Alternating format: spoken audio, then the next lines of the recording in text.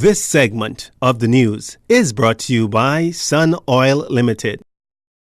Police in Grand Bahama are actively and aggressively investigating the shooting death of a resident on that island and are seeking the public's assistance in locating the assailants. According to the police reports on the incident shortly after 10 p.m. last night, police were called to a business establishment on West Mall Drive, where they discovered the body of a male with gunshot wounds. Upon initial investigations, officers found that two males had entered the establishment and shot the victim before fleeing.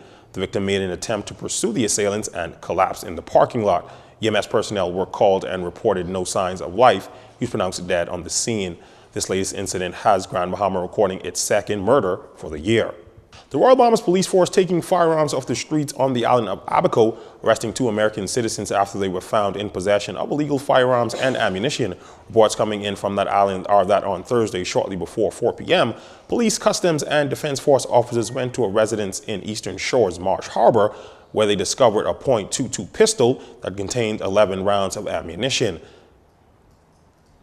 The two American citizens were arrested and taken into custody. Investigations into this matter continue. Well, an open discussion on a hot-button issue set to take place. The topic, you ask? Marijuana.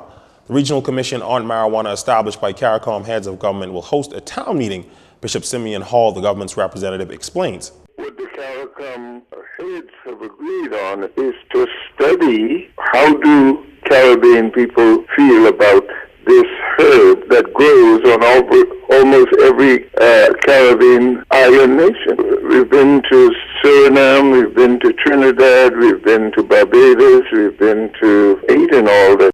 Both Bishop Hall and interim leader of the Democratic National Alliance, Christopher Mortimer, are encouraging Bahamians to take part in the discussions.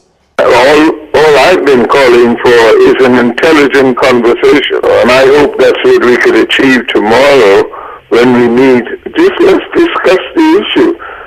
I want to make sure that the voices of Bahamians, I want to hear those voices and hear what could possibly be a governmental proactive approach to the issue of marijuana.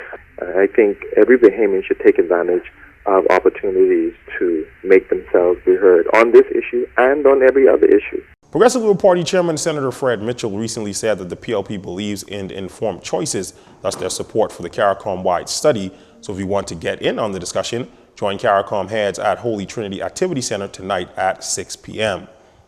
Several leading lawyers have opened a new law firm, Providence Law. A new full-service commercial law firm began operating as of January 1st with a team of highly skilled legal professionals. The partners includes Merit Store Managing Partner Nadia Wright, Omar Lamar Williams, and Paul D. Knowles, all of whom previously practiced under Chancellor's Chambers, having created a niche for themselves in the highly competitive field of Bahamian law, advising both international and local clients. The attorneys say they are set and committed to making their contribution to community enhancement, as well as providing outstanding service and building Providence Law in the years to come.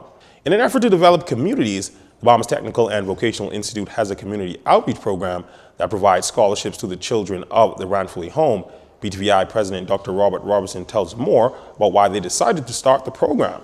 At 18, these young students are basically put out on the street. That's not a good thing to do in any country, and certainly if they go on the street with no skill, they'll find a skill. It's likely one that we don't like or don't want them to have. So what we've done is to provide a series of scholarships for students as options. Now, for the past 10 years, the college has been running an apprenticeship program in the Grand Bahama shipyard and container ports with a cohort of students every semester. We have experience with apprenticeship programs with the Grand Bahama shipyard. I think we've been there for about 10 years now doing work with them. We have a cohort of students who go through every term, and the shipyard is very excited and happy about what the output of that is. The container port is another example. We're also talking to some groups in Nassau about doing the same thing, and I know the government of the Bahamas is looking at a more structured program about apprenticeships, which hopefully they'll announce in the next little while. Dr. Robertson's comments came while addressing the Rotary Club of West Nassau yesterday. You're watching JCN News. There's more after this. This segment of the news has been brought to you by Sun Oil Limited.